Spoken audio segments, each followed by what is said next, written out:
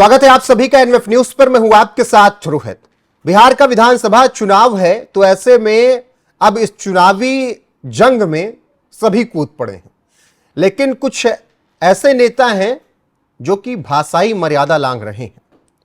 वो चाहे प्रधानमंत्री नरेंद्र मोदी को तू तड़ाक करना हो, या उनकी दिवंगत माता को कांग्रेस के मन से गाली दी जानी हो, या फिर आरएसएस और संघ प्रमुख पर अपशब्द कहे जाने हो, सब कुछ हो रहा है।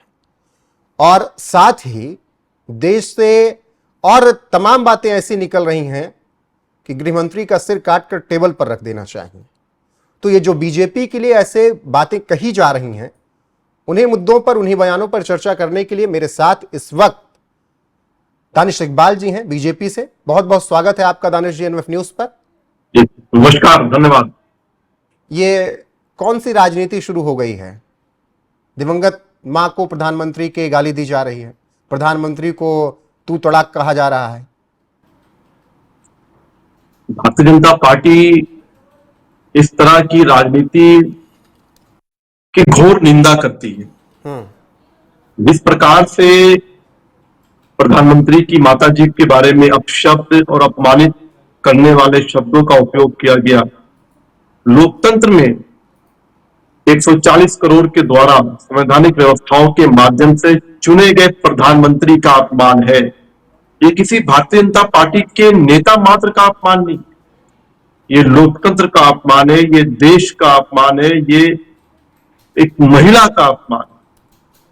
और लोकतंत्र में अगर आप लोकतंत्र का अपमान करेंगे, लोकतंत्र के माध्यम से जो संवैधानिक व्यवस्था है उसका अपमान करेंगे, तो उसका जवाब लोकतंत्र के माध्यम से इस देश की जनता आपको देगी और लगातार देती आई है उन लोगों को। और उन लोगों ने आज कोई पहली बार नहीं, बल्कि वे राजशाही परिवार की मानसिकता के लोग हैं। वे राजकुमार हैं, वे राजकुमारी हैं, वो राजमाता है।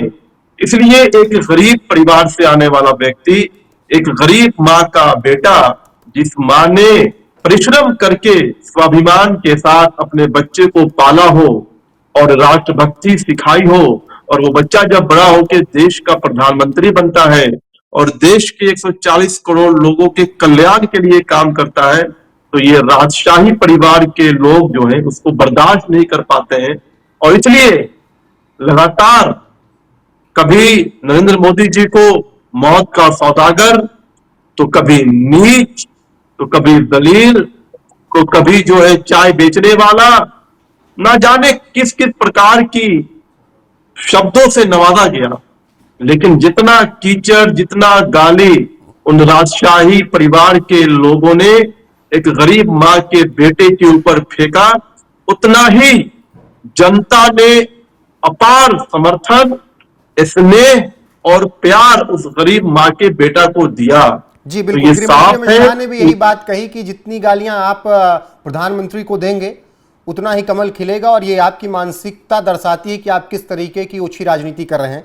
लेकिन कांग्रेस या विपक्ष का कहना है कि ऐसी अमर्यादित राजनीति बीजेपी ने ही शुरू की, कभी राजमाता कहकर, कभी युवराज कहकर। राजमाता कहना या राजकुमार कहना, आप बताइए कि अनपार्लियामेंट्री शब्द है या ये गाली की डिक्शनरी में आता है?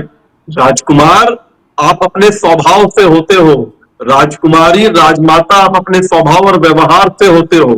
ये क्या, ये परिवार, चाहे वो राहुल गांधी का परिवार हो या तेजस्वी यादव का परिवार हो, क्या ये राजशाही परिवार नहीं है? क्या ये राजमाता नहीं है? क्या इनका व्यवहार आचरण जो है वो राजशाही वाला नहीं है? क्या ये सोने के चम्मच लेकर के पैदा नहीं हुए हैं? क्या लालू परिवार में उनके परिवार के अलावा कोई आम बिहार का व्यक्ति, कोई आम जो है कार्यकर्ता, वो कभी मुख्यमंत्री बन सकता है क्या? क्या वो पार्टी का राष्ट्रीय अध्यक्ष बन सकता है क्या? क्या गांधी परिवार के अंदर जो नेहरू परिवार है, राजीव गांधी, इंदिरा गांधी, सोनिया गांधी, राहुल गांधी, प्रियंका गांधी, इनकी क्या जो आचरण और व्यवहार और जो मानसिकता है वो राजशाही वाला नहीं है क्या? अगर राजशाही परिवार से आने वाले लोगों को राजकुमार और राजकुमारी ना कहा जाए तो क्या कहा जाए? और अगर कहा तो क्या गुनाह किया या कौन सी हमने गाली दी?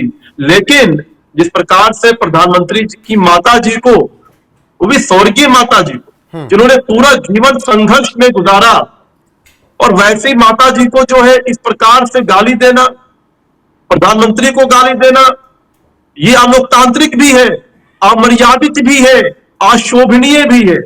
और इसी के लिए हम कहते हैं कि ये राजशाही परिवार के लोग किसी गरीब को सर्वोच्च पद पर बर्दाश्त नहीं कर पा रहे हैं। जी बिल्कुल। यही कारण है कि हमारी राष्ट्रपति जो है, आदिवासी समाज से आने वाली राष्ट्रपति के बारे में इन्होंने क्या उपयोग किया था, हमारे रामनाथ कोविंद जी दलित समाज से आने वाले राष्ट्रपति के बारे में इन्होंने क्या कहा था। तो ये पूरा इतिहास है। ये पिछड़े, दलित, अति पिछड़े समाज के लोगों को सर्वोच्च स्थान पर बर्दाश्त नहीं कर सकते, क्योंकि ये राजशाही परिवार सोचता है।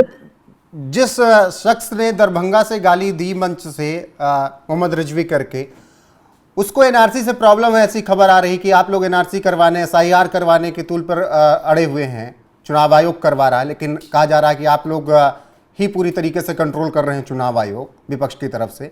तो वो इस वजह से प्रधानमंत्री या बीजेपी से गुस्से में था, इसलिए गाली दी।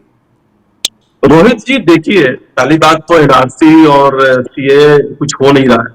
चुनाव आयोग एसआईआर कर रहा है, और एसआईआर में एनआरसी है, समझ लीजिए।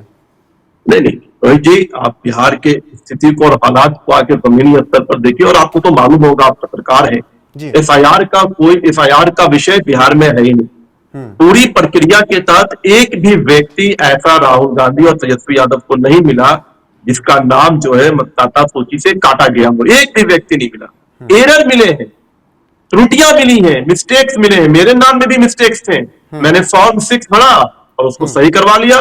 तो मिस्टेक्स होना, वो आप पूरी प्रक्रिया को पे सवाल खड़ा कर दे रहे हो। माननीय मोहन भागवत जी का जो बयान है वो मैंने सुना भी नहीं है। उन्होंने किस संदर्भ में दिया है, किस व्याख्यान में दिया है। और एक समस्या तो हमेशा इस देश के अंदर है, जो बराबर माननीय मोहन भागवत जी हो या संघ है, उस पर लगातार जो है चर्चाएं करना चाहता है, देश में खुली बहस करना चाहता है, और हम उसका समर्थन करते हैं। इस देश के अंदर जो पॉपुलेशन की समस्या है उसका निराकरण होना चाहिए, खुले तौर पर उसकी चर्चा होनी चाहिए। एक लिमिटेशन तो होना ही चाहिए कि भाई आप जनसंख्या जो लगातार बढ़ाते जा रहे हैं उसका नुकसान आपको होगा और आपके आने वाले जनरेशन को होगा। तो मुझे लगता है कि अगर मोहन भागवत जी इस पे खुला डिबेट की बात करते हैं, इस पे अगर वो किसी प्रकार का स्टेटमेंट देते हैं, तो निश्चित तौर पर सभी समाज के लोगों को निकल करके, पूरी तरह से धार्मिक कट्टरता से निकल करके देश के हित में और अपने आने वाले समाज के लिए जो है परिवार का जो एक पूरा का पूरा जो संरचनाएं हैं, जो जनसंख्या का जो नियंत्रण है, उस पर बहस होनी चाहिए और बात होनी चाहिए। जी बिल्कुल। लेकिन एक और बयान आया, वो आया देश के गृहमंत्री अमित शाह के लिए कि घुसपैठ हो रही है इस देश में और गृहमंत्री नाकाम है घुसपैठ रोकने में। ऐसे में उनका सिर कलम करके टेबल पर रख देना चाहिए, ये टीएमसी की महुआ मोइत्रा कह रही हैं। देखिए, मोइत्रा जी का जो बयान, वो लगातार इस प्रकार के अपशब्द कहती रहती है। मुझे तो लगता है कि ऐसे लोगों को जनता सबक जरूर सिखाएगी। और लोकतंत्र के अंदर और भारत जैसे सब समाज में, जो भारत गांधी और बुद्ध का देश है, उसमें इस तरह की बातें जो है बिल्कुल भी स्वीकार नहीं है। इस तरह की बातों को भारतीय जनता पार्टी पूरी तरह से निंदा करती है। ये देश के, भारत के आजाद देश के सरदार पटेल के बाद सबसे सशक्त और मजबूत गृह मंत्री हैं आदरणीय अमित शाह जी। इनके नेतृत्व में धारा 370 हटा, इनके नेतृत्व में हमने जो है पूरे देश के अंदर जो है एकजुटता कायम की। इनके नेतृत्व में हमने देश के अंदर से नक्सलाइट और माओवाद पे कब्जा किया, उस पे जो है अंकुश लगाया, उसको देश से समाप्त किया। इनके नेतृत्व में हमने आतंकवाद पर जो है कंट्रोल किया। तो ये एक ऐतिहासिक कार्यकाल माननीय अमित शाह जी का रहा है, इसमें कोई दो राय नहीं है। आज देश के अंदर आतंकवादी घटना जो है, आप याद कीजिए यूपीए के समय में आए दिन आतंकवादी घटना घटित होती थी, आए दिन जो है बम विस्फोट होते रहते थे। लेकिन जिस प्रकार से देश के गृह मंत्री अमित शाह जी ने अपना कार्यकाल को संभाला है और जिस प्रकार से देश को आगे ले गए, निश्चित तौर पर सराहनीय है। ठीक है।